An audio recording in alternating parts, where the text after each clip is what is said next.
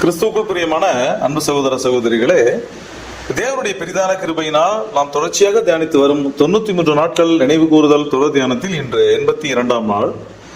இன்றைய நம் தியானத்தின் தலைப்பு பிரிவின் வேதனையும் 3 மணி நேர இருளும். அன்பான சகோதர சகோதரிகளே, நமது ஆண்டவர் இயேசுவின் சிலுவை மரணத்தில் மிகவும் மர்மமான மற்றும் வேதனை நிறைந்த பகுதி எதுவென்றால் அது மதியம் 12 மணி முதல் 3 மணி வரை நடந்த நிகழ்வுகள் தான். கர்த்தர் இயேசு சிலுவையில் அறையப்பட்ட முதல் 3 மணி நேரங்களும் மற்றவர்களுக்கு ஆறுதல் அளித்தார். ஆனால் அடுத்த 3 மணி நேரங்கள் அவர் ஒரு பயங்கரமான தனிமையை சந்தித்தார். இன்று நாம் தேவனால் கைவிடப்பட்ட நிலை மற்றும் அந்த 3 மணி நேர இருள் உணர்த்தும் ஆழமான பாடங்களை சிந்திப்போம். கர்த்தர் இயேசு ஒருபோதும் பாவம் செய்தவர் அல்ல. ஆனால் அந்த சிலுவையில் அவர் ஆதாம் மற்றும் ஆதாமுடைய சந்ததியினரின் ஒட்டுமொத்த பாவங்களுக்காக தன்னை பலியாக ஒப்புக் கொடுத்தார். முதல் முறை நேர்ந்த பிரிவு.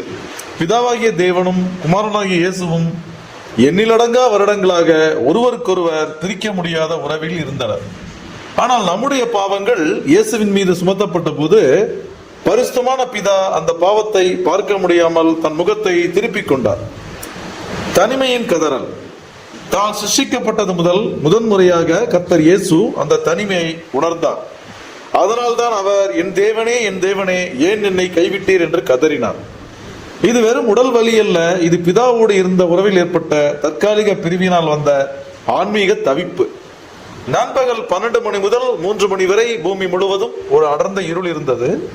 இது தற்செயலாக நிகழ்ந்த நிகழ்வு அல்ல, பிரிவின் அடையாளம்.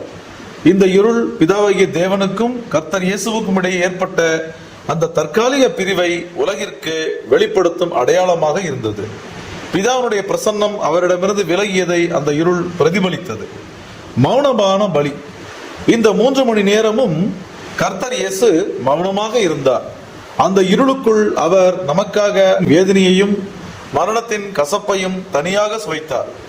அந்த இருள் விலகிய போது நம்முடைய பாவங்களுக்கான விலை கிரயமும் செலுத்தப்பட்டு முடிந்தது.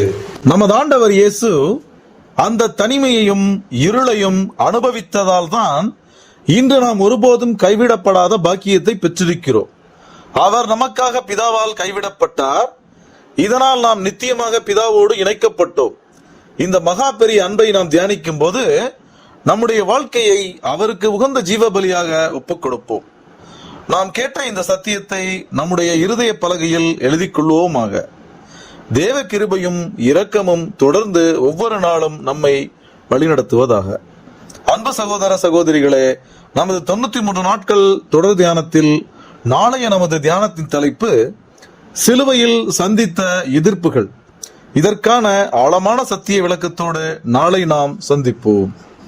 கிறிஸ்துவுக்குள் பிரியமான சகோதர சகோதரிகளே, இதுபோன்ற அநேகம் ஆழமான சத்தியங்களை முழுமையாக பார்க்க நமது சத்திய கருவூலம் யூடியூப் சேனலை சப்ஸ்கிரைப் செய்து பயன்பெறுங்கள்.